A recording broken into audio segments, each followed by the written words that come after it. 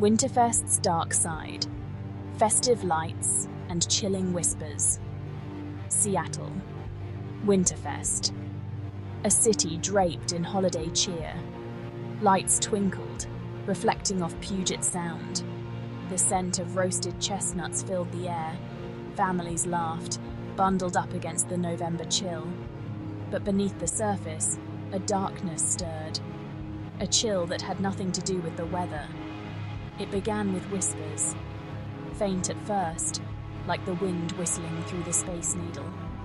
Tales of a figure lurking in the fog that clung to the waterfront. A tall, gaunt silhouette, faceless, empty. The stories spread like wildfire, passed from person to person in hushed tones. They spoke of a presence, cold and unsettling. A shadow that seemed to drain the warmth from the very air.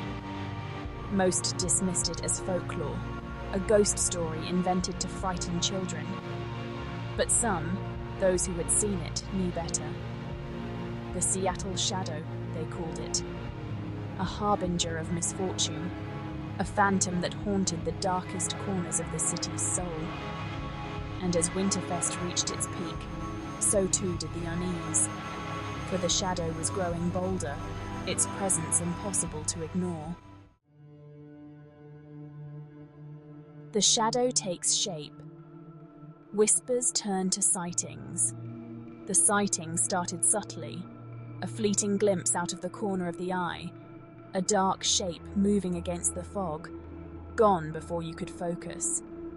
But as the days grew shorter, so too did the distance between rumor and reality. A street vendor swore he saw it glide past his stall, leaving a trail of icy air in its wake. A young couple claimed it watched them from the shadows of the Great Wheel, its emptiness burning into their souls. Fear, once a murmur, became a chorus. The newspapers, initially dismissive, now ran stories of the unsettling occurrences. They spoke of mass hysteria, of overactive imaginations fueled by the season's spooky tales. But the denials rang hollow. The city felt different. The air crackled with an unseen energy. The Seattle Shadow was no longer a whisper in the wind.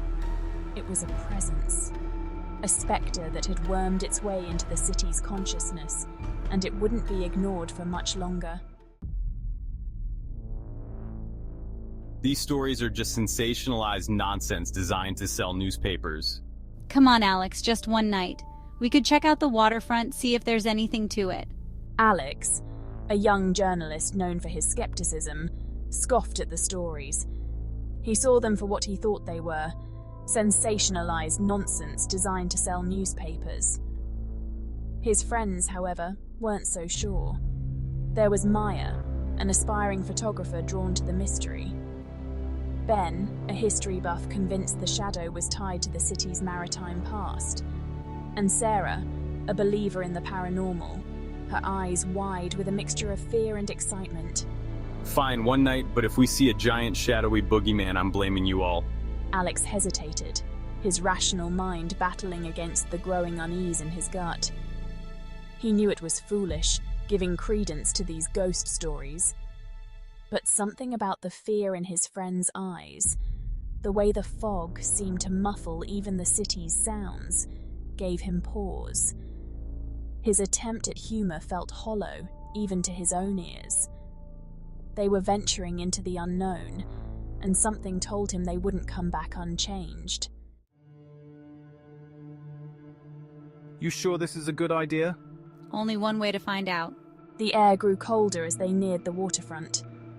The festive lights of Winterfest seemed to dim, swallowed by the ever-present fog. The scent of salt water mingled with a metallic tang that made Alex's skin crawl. They walked towards the old shipyards, a labyrinth of decaying piers and abandoned warehouses. Even the bravest soul would think twice before venturing there at night. The shadows seemed to stretch and twist, taking on menacing forms in the fog. Alex felt a shiver run down his spine. He couldn't shake the feeling that they were being watched, their every move scrutinized by unseen eyes. The air grew heavy, charged with a static electricity that made the hairs on his arms stand on end.